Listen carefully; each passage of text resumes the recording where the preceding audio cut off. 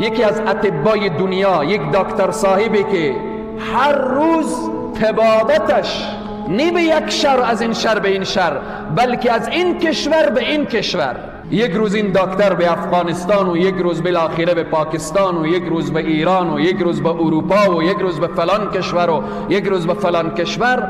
این طبیب در حرکت هست، در مسیر راه داخل طیاره هست و بعداً هوا چنان ابر و بارانی و هوا چنان در رعد و برق قرار میگیره که در مسیر راه مثال بیان میکنم، مثلا مسیر طیاره از هرات کابل هست، هوا چنان به رعد و برق قرار میگیره که در مسیر راه در قندهار مثلا نشست میکنه، در میدان هوایی شندن نشست میکنه، در یکی از این میدان هایی که در مسیر راه هست. بعد طیاره می نشینه، میگن چنان آب و هوا خراب هست، وضعیت هوا خراب هست که تا 4 ساعت دیگر طیاره پرواز نمیکنه.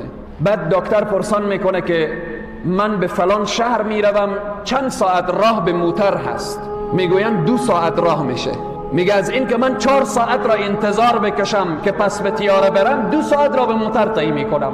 به موتر می نشینه، حرکت میکنه، در مسیر راه 1 ساعت میره، در یک دشت و بیابان قرار میگیره، چنان رعد و برق و باران فشار میاره که موتر هم میگرفته نمیتوانم.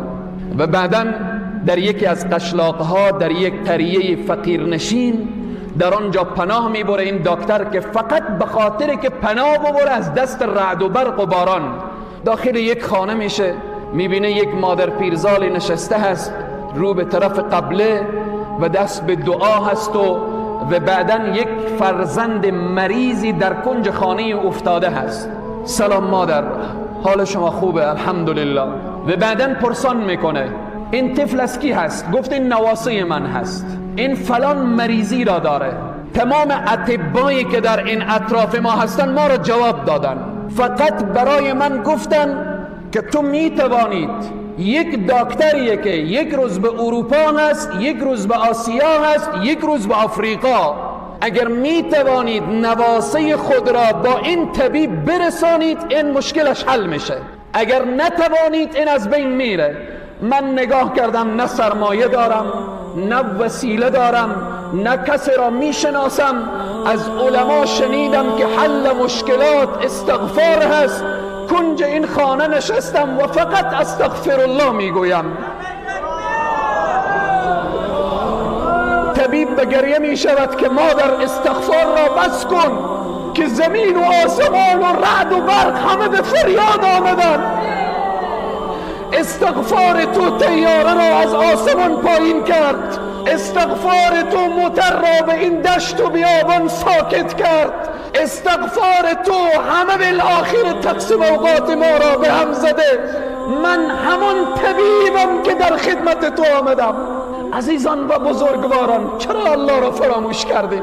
چرا به دروازه الله در نمیزنیم؟ اگر داخل محبسی برادر مسلمان استغفار بکن، والله قسم دروازه های محبس به روی تو باز میشه.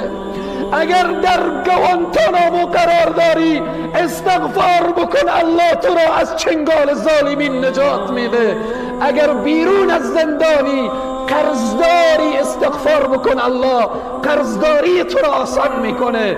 اگر اولاد نداری استغفار بکن، الله همه مشکلات تو را حل میکنه، چون به صراحت کامل الله برای ما وعده فرموده فقلت استغفروا ربکم انه کان غفارا یرسل السماء علیکم مدرارا ويمددكم بأموال وبنين ويجعل لكم جنات ويجعل لكم أنهارا ما لكم لا ترجون لله وقارا.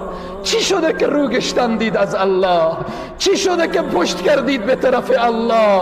آیا الله بندگان خود را دوست نداره؟ اللهی که به استغفار یک پیرزن این رعد و برق را به وجود میاره، امروز همان الله که هیچ تغییری در ذات او نیامده و نمیآیه و نخواهد آمد.